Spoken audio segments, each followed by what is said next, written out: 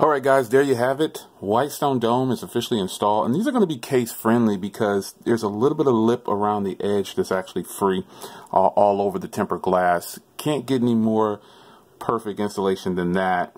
WhiteStone Dome has proven themselves to me to be a very worthy contender in the tempered glass field and screen protectors, because this thing is, it's been on my Galaxy Note 8 for a very long time, and all of my devices, I don't take them off.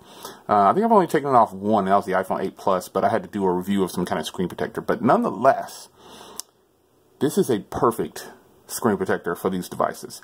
If ever the WhiteStone Dome is offered in your area of device, like if you have a device where the WhiteStone Dome has it available, purchase it.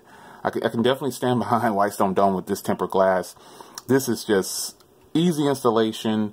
It's just a great tempered glass, and it actually works.